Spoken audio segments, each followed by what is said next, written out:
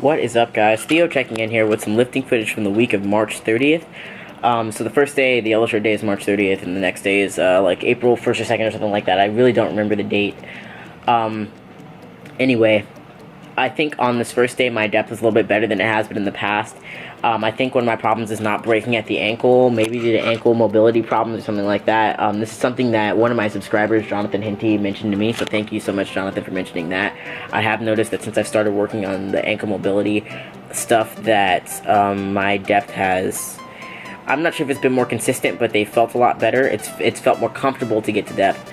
Also, I've noticed that in my other sets, even in my older footage, the more forward knee travel that I have, the easier it is for me to hit depth, probably because of my freakishly long femurs. So again, Jonathan, thank you so much for mentioning that.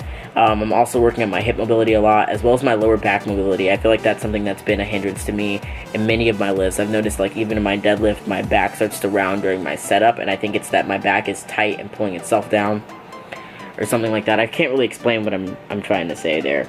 But I'm really looking more into a lot of mobility work to get not just to get into these positions better, but just to have overall just better joint health. Also with my squats, I've noticed my back angle will start to get a little bit more flat in some of these sets on the day where I have better depth. Then on the next day, you'll see that my back angle is a little bit more upright, but my depth sucks.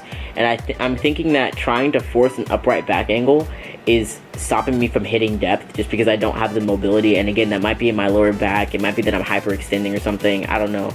I need to get more. I want to, over the summer, get more angles of my squat so I can really see what all is going on. But in my gym right now at school, there's not enough space for me to get other angles, especially a back angle of my squat, because there's always people behind me, and also, again, there's no squat rack. So if I have to dump the weight, I have to dump it just behind me, and I don't want to, like, have my camera back there and, like, throw. I really am not a fan of, like, throwing a couple 100 pounds at my camera.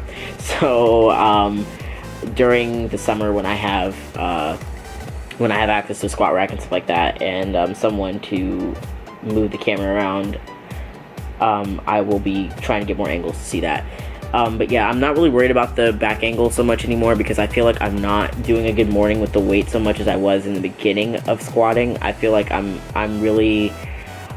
coming out of the hole well. It's not consistent. Sometimes there is some good morning action going on, sometimes there's not.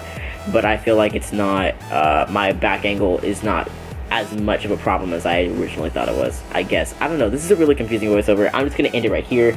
I'll let you guys think what you want of the footage. I don't know. I think I'm making progress. I think my form's getting a little bit more consistent, even though it's not the greatest still. I wish my progress was a little bit faster, but hey, I'll take what I can get. Anyway, thank you guys so much for watching. Like, comment, subscribe if you feel so inclined, and I will see you in the next video.